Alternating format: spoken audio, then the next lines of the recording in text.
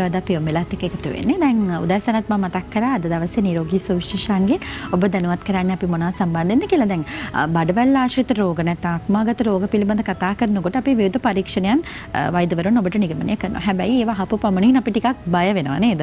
අපි එන්ඩොස්කෝපි, කොලොනොස්කෝපි පිළිබඳ අපි කතා කරනවා. දැන් මෙවැනි පරීක්ෂණ සම්බන්ධයෙන් ඔබ දැනුවත් වෙන්න ඕනේ. මෙවැනි පරීක්ෂණ කොයි වගේ අවස්ථාවන්ද තමන් ලෙඩ රෝගිය හඳුනාගෙන මොන වගේ අවධියකද අපි මෙවැනි පරීක්ෂණයන් කරන්නට ඕනේ කියන වගේ ඔබ දැනුවත් වෙන්න ඕන. අද ඒ පිළිබඳ තමයි ඔබ දැනුවත් කරන්නේ නිරෝගී සුවිශේෂාංගයෙන්.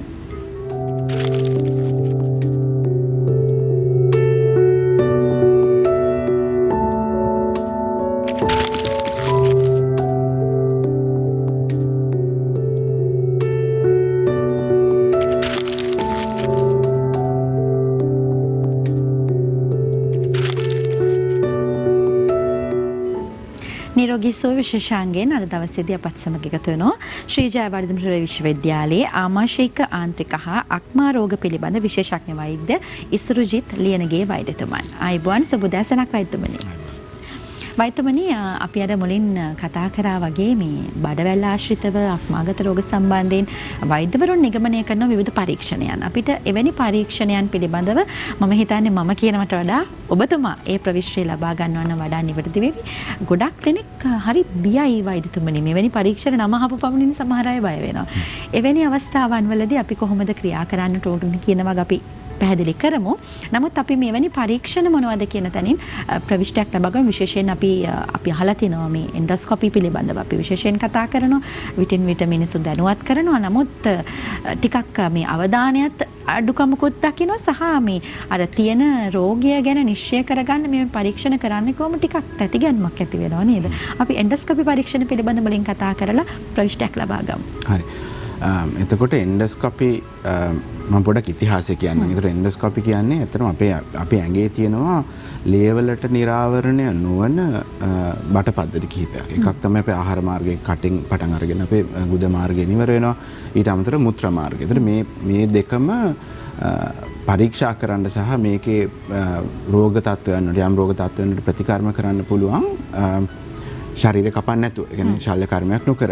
ඒතර අන්න ඒ කරන ක්‍රමවේදයක් තමයි මේ එන්ඩොස්කෝපි කියලා කියන්නේ. මේක ඇත්තටම අලුත් සංකල්පයක් නෙමෙයි. ජේසුස් වහන්සේ ඉපදෙන්නත් පෙර ඇත්තටම පොම්පේ නගරයේ අවශේෂවල හොයාගෙන තිනවා මේකට සමාන ඒගොල්ලෝ මේ වගේ උපකරණ ඉපදවන්න උත්සාහ කරලා තිනවා කියලා. ඊට පස්සේ අපේ නූතන විද්‍යාව ගත්තොත් එහෙම 1853 තමයි මුලින්ම ප්‍රංශ ජාතික වෛද්‍යවරයෙක් සහ විශේෂ විද්‍යාඥයෙක් ඇත්තටම ඔහු මුලින්ම මේ උපකරණ ඉපදුවේ මුත්‍රාශය බලන්න කියලා එන්ඩොස්කෝප් කියන නමක් දාලා එතනින් පස්සේ ජර්මන් වෛද්‍යවරු දිගටම මේක දියුණු කරලා අපි දැන් නූතන කතා කරන එන්ඩොස්කෝපි ක්‍රමවේදය ඇත්තටම මුලින්ම ලෝකෙට හඳුන්වා දුන්නේ ජපානයේ. මොකද ජපානයේ ආමාශයත් එක්ක එන ගෙඩි ආමාශයේ පිළිකා හැම සුලභයි. ඒතර ජපානයෙන් තමයි මේ අර වීඩියෝ එන්ඩොස්කෝප් කියන එක දියුණු කරගත්තා. මම මේ පරණ කතන්දරයක් කියන්න හේතුව මොකද මේක ලොකු අලුත් දෙයක්වත් මහා භයානක දෙයක් නෙමෙයි කියන එක අපි පාඨකයන්ට කියන්න. එතකොට දැන් අපි කතා කරන්නේ ආහාර මාර්ගය සම්බන්ධයෙන්. එතකොට ප්‍රධාන වශයෙන් පරීක්ෂණ දෙකක් තියෙනවා. එකක් අපි මුඛයෙන් කරන පරීක්ෂණ. ඒකට අපි කියනවා ગેස්ට්‍රොස්කෝපි නැත්නම් upper gastrointestinal endoscopy කියලා. UGIE කියලා ලියන සමහරට වෛද්‍යවරුන්. එතකොට මේකෙදි වෙන්නේ අපි මුඛයෙන් ඒ කැමරාව සහිත බටේ පොඩි මේ සයිස් එකේ බටයක් ඒ බටේ මුඛයෙන් ඇතුළු කරලා අපේ කුඩා බඩවැලේ මුල් කොටස ග්‍රහණීය කියලා කියනවා. එතෙන්ට දක්වා අපිට මේකෙන් පරීක්ෂණ කරන්න පුළුවන්. ඊට අමතරව ඇත්තටම දැන් පරීක්ෂණ කරනවා කියන එක දැන් අද කාලේ තියෙන බොහොම සරලම සහ පොඩිම සංකුලතා නැතිම වයිටමින් අපිට රූප සටහනකොත් දක්නට ලැබෙනවා. ඒකට අපි මේ රූපේ දකින්නෙත් ඒ පරීක්ෂණය කරන හැටි. එතකොට මේක මේ පරීක්ෂණයේදී අපි කරන්නේ මොන හරි රෝග තියෙනවද කියලා හොයාගන්න. ඒක නමුත් ඊට අමතරව දැන් තාක්ෂණය කොච්චර දියුණුද කියලා අපි අපේ රටේ වුණත් අපි පැතිරිච්ච නැති පිළිකා පවා මේ ක්‍රමෙන් අපිට ඉවත් කරන්න පුළුවන් ශල්‍ය කර්මයක් නොකර ඊට පස්සේ ලේ ගැලීම් වගේ තුවාල ඒ වගේ තුවාල වලට ප්‍රතිකර්ම සමහර වෙලාවට පිත්තාශය පිත්ත ප්‍රනාල වල ගල් බ්ලොක් ඉවත් කරන ඒවා වගේ තව බොහෝ ප්‍රතිකර්ම මේකෙන් අපිට කරන්න පුළුවන්. එතකොට මේක ඊටාත්ම සරල පරීක්ෂණයක්. මම අතට මගේ රෝගීන්ට කියන්නේ මේක වැඩට යන ගමන් ඇවිල්ලා පරීක්ෂණය කරගෙන වැඩට යන්න පුළුවන් තරම් එවෙලෙම පොඩි ලේසි පොඩි පරීක්ෂණයක්. පරීක්ෂණයට විතර විනාඩි 3-4ක් කියන්නේ අපි පරීක්ෂණ මට්ටමේ කියන්නේ රෝග විනිශ්චය සඳහා කරනකොට කරන්න පුළුවන් ක්‍රම විදි දෙකක් තියෙනවා. පෙර සූදානමක් අවශ්‍ය වෙනවද වෛද්‍ය? පෙර සූදානමක් අවශ්‍ය වෙනවා. පෙර සූදානම කියලා අපි විශේෂයෙන්ම ඕන වෙන්නේ අපේ ආමාශය හිස් වෙන්න ඕන මේක කරන්න. එතකොට අපි निराහාර වෙන්න එක තමයි ප්‍රධානම ෆාස්ටිං ඉන්න ඕන කියන එක. එතකොට ඒ ඉන්න ඕන කාලය ගත්තොත් එහෙම සාමාන්‍යයෙන් අපි පොතේ සඳහන් වෙන්නේ පැය 6ක් කියලා. නමුත් ලංකාවේ ආහාරවල අපේ ගොඩක් තන්තු වැඩි. ඒකින්ද සමහර වෙලාවට නෙමෙයි බොහෝ වෙලාවට පැය 6ක් මදි අපිට. එතකොට මම කියන්නේ සාමාන්‍යයෙන් පැය 8ක් පමණ ඝන ද්‍රව්‍ය වලටයි පැය 4ක් විතර දියර කෑම වලට निराහාරව ඉන්න තමයි සුදුසු විදිය. නමුත් ඒක එක එක පුද්ගලයා සහ කන විදිය සහ සමහර රෝග තත්ත්ව විශේෂයෙන් දිය වැඩියා වගේ රෝග තත්ත්ව තියෙනකොට මේක පොඩ්ඩක් තවත් වෙනස් වෙන්න පුළුවන්. එතකොට මේ පරීක්ෂණය කරන්න අතන විදි කිහිපයක් තියෙනවා. අතන ප්‍රධාන වශයෙන් බහුලවම කරන්නේ පොඩි ස්ප්‍රේ එකක් කටට ගහනවා. ඒක අර සුවඳ විලවුන් වගේ එකක් මෙහෙම ස්ප්‍රේ කරාම අපේ උගුර සහ ඉහළ ආහාර මාර්ගයේ හිරි වැටෙනවා. ඊට පස්සේ අපිට මේ පරීක්ෂණය කරන්න පුළුවන්. පරීක්ෂණය කළ පැය භාගයක් ඇතුළත සාමාන්‍ය දිනදා ජීවිතේ වැඩ කරගෙන යන්න පුළුවන්. එතකොට මේකේ නම අහපු ගමන් අර කිව්වා වගේ මිනිස්සු බය වෙනවා. එතකොට ඒකෙදි මට කියන්න තියෙන්නේ මේක අපි වෛද්‍යවරයෙක් නිර්දේශ කරන්නේ මේක අත්‍යවශ්‍ය වෙලාවට විතර නැත්නම් අපි කවදාත් නිකන් කරන්න කියන්නේ නැහැ.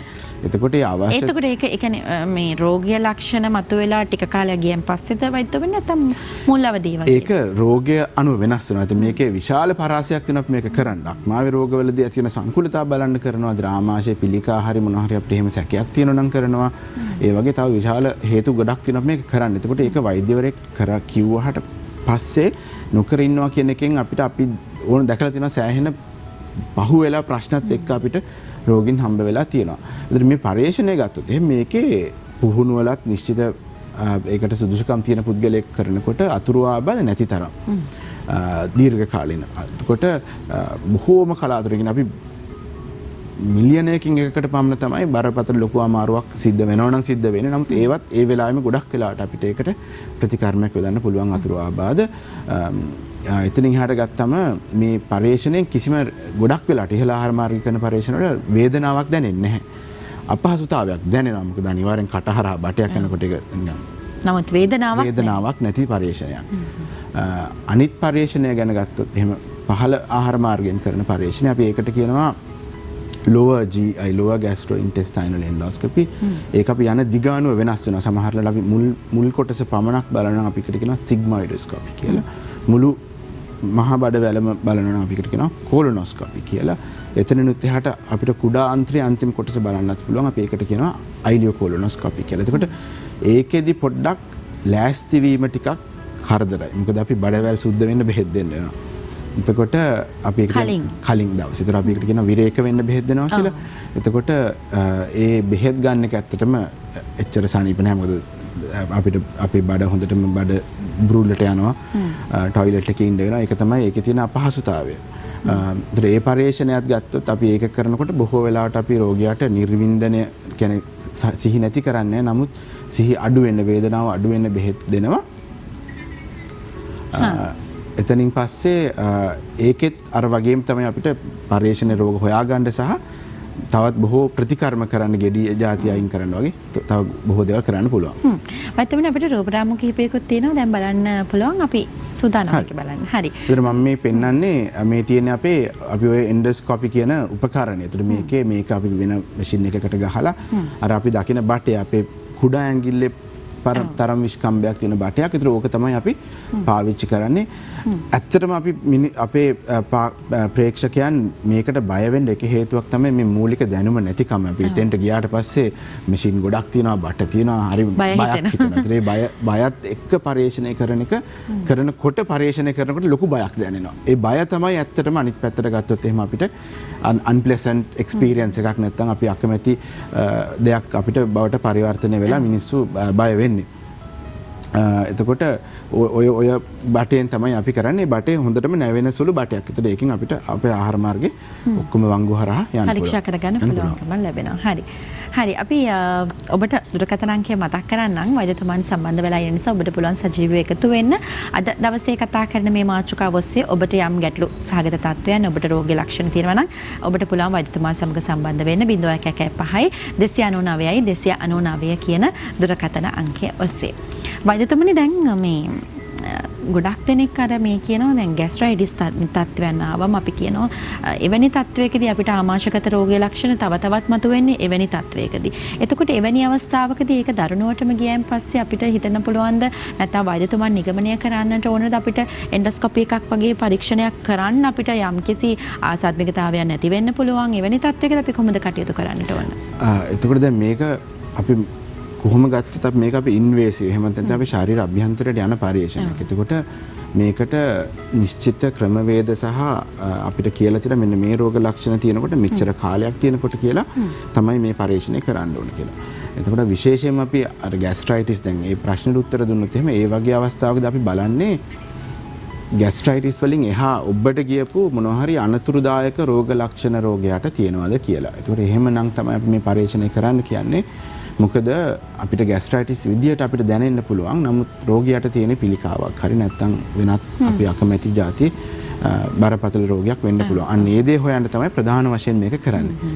දැන් වෛද්‍යතුමනි අපි තවත් මේ අහලා තියෙනවා දැන් එන්ඩොස්කෝපි තුලින් ඒ කියන්නේ දැන් ગેස්ට්‍රයිටිස් වැනි තත්වයකදී බඩේ තුවාල තියෙනවා නම් අපි එවැනි දේවල් නැවතත් අපි පරීක්ෂාවට ලක් කරනවා. අපිට එතනින් එහාට ගියාම පිළිකා වැනි රෝග ලක්ෂණ මතුවෙනවද කියලා බලන්නත් අපි පරීක්ෂණයක් කරනවා. එවැනි අවස්ථාවන්වලදී අපි කොහොමද සැලකිලිමත් වෙන්න ඕනේ සහ අපි කොහොමද ඒකටත් දැන් යම්කිසි පිළිවෙලක් තියෙනවද ඒ ක්‍රියාත්මකට නංවන විදිහට? එතකොට එන්ඩොස්කෝපි එකක් කරනකොට අපි ඒකත් ඒ කරන පුද්ගලයා ඒක අපි ඒ යම්කිසි අපි දැක්කොත් එහෙම මොනවා හරි ලීෂන් එකක් කියලා කියනවා යම්කිසි වෙනසක් අපි දැක්කොත් ඒක එකක් තමයි අපිට S2කින් බලලා අපිට හිතා ගන්න පුළුවන් මේක කොයි වගේ දෙයක්ද කියලා. ඊට අමතරව අපි බයොප්සි කරනවා කියලා කුඩා කොටසක් අපි ඒ එන්ඩොස්කෝපි මාර්ගයෙන් අපි එළියට අරගෙන පරීක්ෂණ කරනවා. ඒක මම හිතන්නේ රෝග ලක්ෂණ තවත් වැඩි වුණාම පසුව කරන දෙයක් නේද? මූලිකවම නෙමෙයි ඒක කරන්නේ. ඒක එන්ඩොස්කෝපි කරනකොට ඒක ඒ කරන පුද්ගලයාට අපි දකින්නකොට ඒකත් නිකන් අපි හිතුවපලියට කරනව නෙමෙයි. නමුත් අපිට ඒ පුහුණුව ලැබෙනකොට ඒක කියනවා මෙන්න මේ වගේ දෙයක් තිබුණොත් මේ වගේ දෙයක් තිබුණොත් මෙහෙම කරන්න කියලා. ඒ අනුව තමයි ඒක වෙන්නේ. ඒ ගන්න කොටස් වලින් අපි ඒ පරීක්ෂණ විශේෂඥ වෛද්‍යවරුන් අපි ඒකට කියනවා හිස්ටෝපැතොලොජිස්ට් කියලා.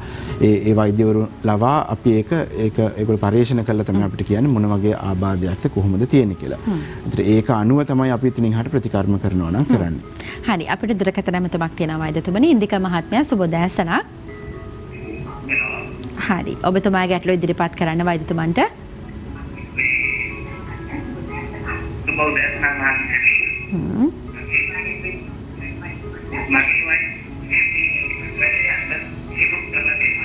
අපිට ටිකක් අපහැදිලි ඉන්දික මහත්මිය ඔබතුමා මේ රූපවාහිනියේ සද්ද ටිකක් අඩු කරලා අපිට එක දුරකථනයෙන් පමණක් සම්බන්ධ වෙන. ඒතර පැහැදිලිව අපිටත් ඇහෙනවා. ඔබතුමාටත් ඒක මං හිතන්නේ පැහැදිලි වේවි. හරිද?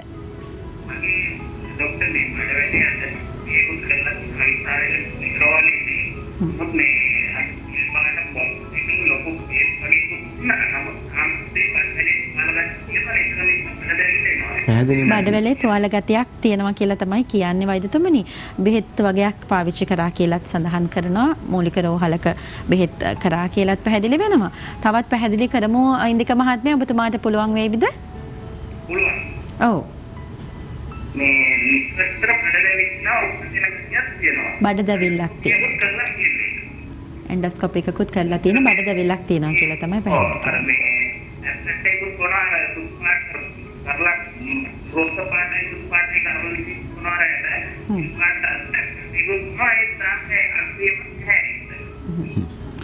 එතකොට ඉන්දික මහත්මයා තුවාල තියනවා කියලා කිව්වා බඩවැල්ලද ආමාශයද කියලා මට ඇත්තටම පැහැදිලි මදි. බඩවැල. හරි. එතකොට දැන් අපි බඩවැල තුවාල සහ ආමාශයේ අම්ලික ගාත්‍ය කියන එක ඇත්තටම රෝග දෙකක්. බඩ දැවිල්ලක් අපි ඉහළ උදරේ බඩ දැවිල්ලක් එන්නේ බොහෝ දුරට ආමාශයක ප්‍රශ්නවලට. නමුත් අපි මුඛයෙන් කරන එන්ඩොස්කෝපි පරීක්ෂණයක් නැත්නම් ગેස්ට්‍රොස්කෝපි පරීක්ෂණයක් කරලා නම් ඒකෙන් මොන හරි තුවාල හරි නැත්නම් ગેස්ට්‍රයිටිස් සත්වයක් හෝ වෙන යම් ආබාධයක් තියෙනවා නම් අනිවාර්යෙන් හොයාගෙන තියෙනවා. එතකොට ඒකට අවශ්‍ය ප්‍රතිකර්ම කරන්න පුළුවන්. සමහර ලාට ඒ ප්‍රතිකර්ම වලට අපේ රෝග ලක්ෂණ අඩු වෙන්නේ නැහැ. ඒකට හේතුව අපේ ආහාර මාර්ගයේ සංවේදීතාවය වැඩි වෙන තවත් රෝග කොටාශයක් න අපි කලින් දවසක කතා කරා. එතකොට ඒකට අපි කියනවා ෆන්ක්ෂනල් ලෙඩවල් කියලා. ඒකෙදි වෙන්නේ අපේ ආහාර මාර්ගයේ දුටු පමණින් තුවාලවත් යම් කිසි දෙයක් නැහැ. නමුත් අපේ ආහාර මාර්ගයේ ඇතුළේ තියෙන ස්නායු වල සංවේදීතාවය විවිධාකාර හේතු හින්දා වැඩි වෙනවා. එතකොට ඒකට අපි කරන ප්‍රතිකර්ම චුට්ටක් වෙනස්. එතකොට අර ප්‍රතිකර්ම වලට අඩු නැත්නම් ප්‍රතිකර්ම ලබා දුන්න වෛද්‍යවරයාට හම්බ වෙලා කියනවා මට අඩු වුණේ නැහැ කියලා. ඒතකොට ඒ වෛද්‍යවරයා අපි ඇත්තට මේ බෙහෙත් දෙන්නේ දෙවෙනි පෙළ විදිහට දෙවෙනි සෙකන්ඩ් ලයින් විදිහට බෙහෙත් දෙන්නේ. ඒතකොට ඒ ප්‍රතිකර්ම කරන්න පුළුවන් ඒ වෛද්‍යවරයාට. බඩවැලේ තුවාල ගත්තොත් එහෙනම් බඩවැලේ තුවාල වලට හේතු ගණනාවක් තියෙන්න පුළුවන්. ඒතර අනිවාර්යෙන් බඩවැලේ තුවාල දැක්කොත් අපි අර මම කලින් කතා කරපු බයොප්සි පරීක්ෂණ කරනවා. ඒතර කරලා ඒකේ ප්‍රතිකර්ම අනුව අපිට හඳුනා ගන්න පුළුවන් තුවාල එන්නේ මොන හේතුව හින්දාද කියලා. ඒතර ඒ හේතුව අනුව දෙන බෙහෙත් වර්ග සහ කරන ප්‍රතිකර්ම සහ ප්‍රතිකර්ම කරන්න ඕන කාලය වෙනස් වෙනවා. ඒක ඉන්දික මහත්මයාගේ තුවාල මොන හේතුව හින්දාද කියන එක මට පැහැදිලි මදි. ඒක ඇත්තටම සුදුසුම දේ තමයි මේ වෛද්‍යවරයාත් එක්ක අපි වෛද්‍යවරුන්ට පෙන්වලාම නිගමනයකට එළඹෙන එක. ඔව් අර බයොප්සි පරීක්ෂණය කරපු රිපෝට් එකෙන් තමයි අපිට ඒක අදහසක් ගන්න පුළුවන්. හරි. වෛද්‍යතුමනි දැන් එන්ඩොස්කෝපි පරීක්ෂණ නැත්නම් අපි හිතමු බඩවැල් ආශ්‍රිත එතකොට අක්මාගත රෝග සම්බන්ධයෙන් මෙවැනි පරීක්ෂණ කරනකොට අපිට කුඩා දරුවන්ට උනත් මේ පරීක්ෂණ කරන්නට හැකියාව ලැබෙනවා. එහෙම නැත්නම් අපිට වයස් සීමාවක් තියෙනවද? ටිකක් මැදිවියේ ඉඳලාද පටන් ගන්නේ කොහොමද මේ පිළිබඳව? වයස් භේදයක් නැහැ. එතකොට දැන් අපි දකිනානේ මේ පුංචි බබාලට දැන් ગેස්ට්‍රයිටිස් වැනි තත්ත්වයන් හරියට තියෙනවානේ. අපි කන කෑම බීමත් එක්ක ගොඩක් වෙලාට තියෙනවා. එවැනි ආයතත් පුංචි බබාලටත් අපිට කරන්න හැකියාවක් ලැබෙනවද ඒක? දැන් ඒක තමයි අනිත් මට පැහැදිලි කරන්න ඕන දේ. ඒ ප්‍රශ්නේ අහපු ගමන් මම සතුටු වෙනවා. ગેස්ට්‍රයිටිස් රෝග ලක්ෂණ තිබුණ සියලුම පුද්ගලයන්ට එන්ඩොස්කෝපි පරීක්ෂණයක් කරන්න ඕන කියලා දෙයක් නැහැ. ඒත් අපි බලන්නේ ඒ රෝග ලක්ෂණත් එක්ක ગેස්ට්‍රයිටිස් වලින් ඔබට කියපු අපි බරපතල එහෙමත් නැත්නම් පිළිකා හෝ වෙන රෝග තත්ත්වයක් එක්ක අපිට සැකයක් ඇති වෙනවා නම් තමයි කරන්නේ. ඒතර ගොඩාක් වෙලාවට මේ කුඩා ළමයින්ට මේ බඩ රිදෙනවා බඩ දානවා කියන දෙයට එන්ඩොස්කෝපි පරීක්ෂණ කරන්න අවශ්‍යතාවයක් නැහැ. තරුණ අයටත් මුලින්ම බඩ දැවිල්ලක් ආවොත් එහෙම දැන් උදාහරණයක් අපිට විභාගයක් දවසට අපි ඔක්කොටම පොඩ්ඩක් බඩ දානවා. එතකොට ඒ වගේ දවසට එහෙම ගියලා දුවලා කියලා එන්ඩොස්කෝපි පරීක්ෂණයක් කරන්න අවශ්‍යතාවයක් කිසිසේත්ම නැහැ. එතකොට ඒක මේ අපිට හිතන ඵලයට මේ වෛද්‍යවරු නිගමනය කරනවා මේ කරලා තමයි කරන එක සුදුසු.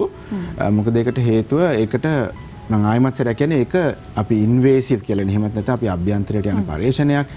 එතකොට ඒකට අපි වියදමක් යන පරීක්ෂණයක්, කාලය වැය වෙන පරීක්ෂණයක්. ඒතකොට අපි ඒක අනවශ්‍ය ලෙස කරන එකේ තේරුමකුත් නැහැ. දැන් ગેස්ට්‍රයිටිස් කියලා අපි ගොඩක් වෙලාවට කතා කරනවා වෛද්‍යතුමා කිව්වා වගේ මේ ඉස්කෝලේ යන්න බැරුණාම සමහර ළමයි කියනවා නේද මට අමාරුයි පපුව රිදෙනවා මේ බඩ දැවිල්ලයි වැනි තත්ත්වයන් තියෙනවා. දැන් ඒකට ગેස්ට්‍රයිටිස් කියලා කියන්නේ වෛද්‍යතුමනි මේ රෝගයක්ද එහෙම නැත්නම් වෙනත් රෝගයක ලක්ෂණයක් වෙන්නට හැකියාවකුත් ලැබෙනවද? ગેස්ට්‍රයිටිස් කියන්නේ ඇත්තටම ආමාශයේ අභ්‍යන්තර පටකවල අපි කලින් කතා කරා. අභ්‍යන්තර පටකවල තියෙන ප්‍රදාහ තත්ත්වයක්. ඒක නිශ්චිත රෝගයක්. නමුත් අපි සමාජයේ ગેස්ට්‍රයිටිස් කියලා කියන්නේ රෝග ලක්ෂණයක් බඩ දැවිල්ලට. එතකොට ඒක ඇත්තටම එහෙම් පිටිම දෙකක්. අපි ඒ ගැන ගොඩක් කලින් කතා කරා. ආයිමත් සරයක් කියන්නේ ඒතර ඒදත් අපි කතා කරා. ඒකේ අපි රතු එලි නැත්තම් අපි ඩේන්ජර් සයින්ස් කියන ඒවා තිබුණොත් තමයි අපි මේ එතනින් එහාට ඔබට කියපු එන්ඩොස්කෝපි පරීක්ෂණ වගේ දේවල් කරන්න අවශ්‍ය වෙන්නේ. හරි වෛද්‍යතුමනි අපිට තවත් දුරකථන තුමක් තියෙනවා. රත්නායක මහත්මයා සුබෝදෑසනක්. සුබෝදෑසනක්. හරි ඔබතුමා ගැටළු ඉදිරිපත් කරන්න. ඔව් මට වෛද්‍යතුමා සුබෝදෑසනක්. සුබෝදෑසනක්. මම විශේෂයෙන් මාත් කීපයක් කලින් මට පොඩ්ඩක් මට ගැස්ට්‍රයිටිස් වගේ ආබාධකත්වයක් ඇති වුණා. ඊට පස්සේ මම වෛද්‍යතුමෙක් කම් වෙලා ප්‍රතිකාර ගත්තා. ඒ ගැස්ට්‍රයිටිස් පැකේ ඉඳලා එතුමා ප්‍රතිකාර කරා කාලයක්. මාස 3ක් විතර. නමුත් අර තත්ත්වය අඩුුනේ නැහැ. ඊට පස්සේ එතුමා කිව්වා එන්ඩොස්කෝපි එකක් කරන්න කියලා. පස්සේ එන්ඩොස්කෝපි එක මයිස්ටර් රෝහලේදී කරේ. එන්ඩොස්කෝපි එක කරාට පස්සේ ඇත්තටම ඒ කරපු වෛද්‍යතුමා කිව්වා ගැස්ට්‍රයිටිස් තත්ත්වයක් නැහැ. නමුත් මම හරි ජර්ම් එකක් වගේ සැකයක් තියෙනවා කියලා ඒකට පස්සේ බේස් කෝස් එකක් දුන්නා. මම ඒක කරා. කරාට පස්සේ මට දැන් ඒ තිබිච්ච අප්‍රීක තත්ත්වයේ අර ගැස්ට්‍රයිටිස් වගේ තත්ත්වය සම්පූර්ණයෙන් දුර වුණා. නමුත් දැන් මම ආහාර ගත්තාම ගත්ත ගමන් වගේ නිතර මට රැටි කියන්න අවශ්‍ය වෙනවා. අපත් ඒකත් දැන් මාස 3ක විතර තිස්සම තියෙනවා. කැම ගත්තා ගත්ත ගමන් පුළු වෙලාවකින් ටොයිලට් යන්න ඕනේ. ඒ සම්බන්ධව තමයි ඔබතුමායි මට දැනගන්න ඕනේ. හරි. එතකොට අර මම මුලින්ම කියන අර ગેස්ට්‍රයිටිස් සහ විස බීජ තත්ත්වය අතර මේක හොඳ ප්‍රශ්නයක්. අපේ ગેස්ට්‍රයිටිස් නැත්නම් අපේ විශේෂයෙන් ආමාශයේ ඇතිවන ප්‍රදාහ තත්ත්වයන් ඒ වගේ දෙයකට එක හේතුවක් වෙනවා ආමාශයේ හැදෙන විස බීජ. ඒකට අපි කියනවා හෙලිකෝබැක්ටර් පයිලෝරයි කියලා. ඒකට තමයි මේ බෙහෙත් සතියක දැන් සතියක් හෝ සති දෙකක් තමයි දැන් කියන්න දෙන්න කියලා ඒ බෙහෙත් දුන්නා මේ ඒ විස බීජ තත්ත්වයෙන් පහව යනවා. ඒක ඒ අර බඩ දැවිල්ල තත්ත්වයට හේතුව වුණා වෙන්න පුළුවන්. මොකද ඒකයි ඒ මේ බෙහෙත් බිව්වම අඩු වුණේ. අනිත් පැත්තට ගත්තොත් අර කාම කාපු ගමන් වැසිකිලි යන්න වෙන එක අපේ ලංකාවේ බහුලම රෝග ලක්ෂණයක් නෙමෙයි අපිට තියෙන ප්‍රශ්නයක්. එතකොට ඒකෙදි අපි බලනවා ආයිමත් සැරයක් ඒ මහත්මයාගේ වයස, අපේ යන වැසිකිලි යන වාර ගාන සහ රාත්‍රියට වැසිකිලි යනවද වගේ අපි දේවල් අපි එතනම බලන්න ඕනේ. හරියටම නිගමනයක් ගන්න. නමුත් මේක කාලාන්තරයක් තිස්සේ තියෙන ප්‍රශ්නයක් නම් බොහෝ විට ඒක වෙන්නේ අපේ ආයිමත් සැරයක් අපි අර කියන ෆන්ක්ෂනල්. එහෙමත් නැත්නම් ලොකු රෝගයක් නැතුව අපේ ආහාර මාර්ගය ඇති වෙන රෝග අපි ඒවට IBS කියලා ඉංග්‍රීසි වලින් කියනවා, irritable bowel syndrome කියලා. ඒකෙදි වෙන්නේ අපේ ආහාර මාර්ගයේ තියෙන සංවේදීතාවය වැඩි වෙලා අර සංකෝචන වැඩි වෙනවා. එතකොට අපිට බඩට ආහාර වැටුණ ගමන් ආහාර අපි කොහොමදත් අපේ යනවා ආමාශයෙන් පොඩි පණිවිඩයක්, මෙන්න දැන් කැම ටිකක් එනවා, ඔයා තියෙන ටික ටක් ගාලා හිස් කරන්න කියලා. ඒතර ඒ පණිවිඩය ගොඩක් වෙලාවට පොඩි ළමයින්ගේ ඒක තමයි පොඩි ළමයෙකුට කිරි දුන්න ගමන් එයා මල පහ කරන්නේ. ඒක වැඩිහිටි යන විදිහට අපි ලොකු වෙනකොට ඒ අපිට රිෆ්ලෙක්ස් එකක් කියනවා, ඒක නැති වෙනවා. ඒක සමහර වෙලාවට නැවතත් ආයි පටන් ගන්නවා අපි මේ වගේ රෝග ලක්ෂණයක් සහ විශේෂයෙන් ગેස්ට්‍රයිටිස් තිබුණාට පස්සෙත් එහෙම එන්න පුළුවන්. ඒතර ඒකට ඒක කාලාන්තරයක් තියෙනවා නම් බොහෝ වෙලාවට බය වෙන්න අවශ්‍යතාවයක් තියෙන රෝග ලක්ෂණයක් නෙමෙයි. හොඳයි, මම හිතන්නේ බෙහෙවින්ම ඔබට දැනෙන ආකාරයට වෛද්‍යතුමන් පැහැදිලි කරා කොහොමද මේ බඩවැල් ආශ්‍රිත ආමාශයගත රෝග සම්බන්ධයෙන් අපි පැහැදිලි වීමක් මම හිතන්නේ බොහොම නිවැරදිව ඔබතුමා ලබා දුන්න. සහ මේ පරීක්ෂණයන් පිළිබඳ අපි කොහොමද සැලකිලිමත් වෙනවද, පරීක්ෂණයන් සිදු කරන්නේ කොයි ආකාරයෙන්ද කියන වගේ වඩා නිවැරදිව ඔබ දැනුවත් කරා. ඉතින් අද දවසේදී නිරෝගී සුවිශේෂාංගයේ වෙනුවෙන් අපත් සමග එකතු වුණු ශ්‍රී ජයවර්ධනපුර විශ්වවිද්‍යාලයේ ආමාශයික ආන්ත්‍රික හා අක්මා රෝග පිළිබඳ විශේෂඥ වෛද්‍ය ඉස්රුජිත් ලියනගේ වෛද්‍යතුමන්ට බෙහෙවින්ම ස්තුතිවන්ත වෙනවා අද දවසේදී සම්බන්ධ වුණාට. ආයුබෝවන් වෛද්‍යතුමනි. දිනපතා අලුත් වීඩියෝ සහ ප්‍රවෘත්ති නැරඹීමට ඉහත බටන් එක ක්ලික් කර සියත TV subscribe කරන්න.